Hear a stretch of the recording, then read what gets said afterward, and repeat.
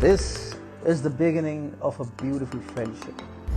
This is what the Chinese President Xi Jinping, who was then the Chinese Vice President, must have said to Joe Biden, who is now the current President and then the Vice President of the United States of America. There's so much symmetry here. I just love it. But what I love more is the story itself. Oh, what a story. So let me take you straight to the story without further ado. Hi, I am Atul Mishra and this is TFI Global, the foreign affairs and geopolitical analysis arm of the TFI Media Group. President Joe Biden's love for Chinese President Xi Jinping is not unknown. Recently, in an interview with CBC News, the newly inaugurated president had gone on to drool over the Chinese dictator, saying, "He's very bright, he's very tough." In the same interview, Biden has remarked that he saw no reason not to call the CCP General Secretary, who likes to be referred to as the Chinese president. So on Wednesday night, Washington time that is, the US president dialed Xi Jinping in Beijing.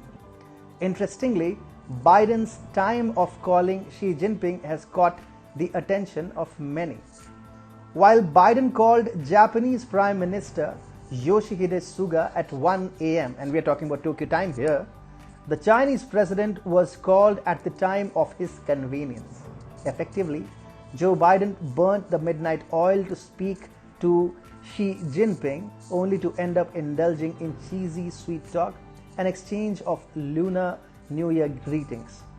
Well, at least Japan's PM Suga received a call from Biden as opposed to Israeli Prime Minister Benjamin Netanyahu, who is being ignored by the 78-year-old president as if his heart was broken by Bibi.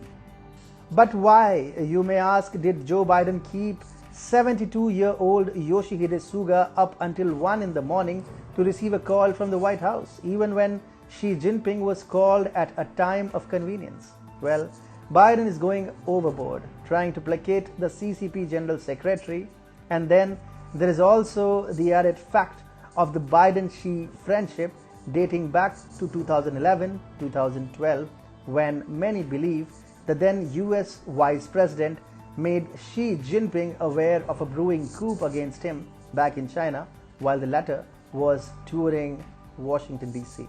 Joe Biden seems to have scant regard for allies like Japan and Israel, even as he works overtime to please the Chinese tyrant. According to a report by Nikkei, the memories of 2012 are back to haunt Joe Biden as he goes out of his way to fix Sino-American ties. On Feb 6, 2012, Wang Lijun, then the vice mayor of Chongqing, sought refuge at the US consulate in Chengdu.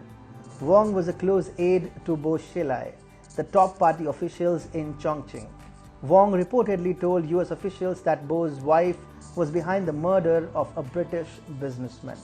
In doing so, Wang passed off highly classified and valued intelligence to the Americans, purportedly of a plot by Bo Xilai to block Xi Jinping's bid of becoming the Chinese Communist Party General Secretary, which would make him the Chinese president as well. It is said that on his visit to Washington, D.C., where Xi Jinping held hours of talk with his counterpart, an anti-Jinping plot was revealed to the Chinese Vice President, who revealed Bo Xilai's rumored takedown of Xi Jinping to the Chinese Vice President. Many believe that it was none other than the now US President Joe Biden.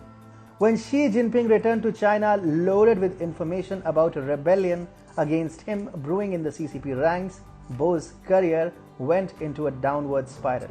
Xilai was soon incarcerated at Qingcheng prison, about 50 km north of central Beijing. The facility is famous for holding first-degree political criminals. It thus becomes clear that the bonhomie between Joe Biden and Xi Jinping is not new.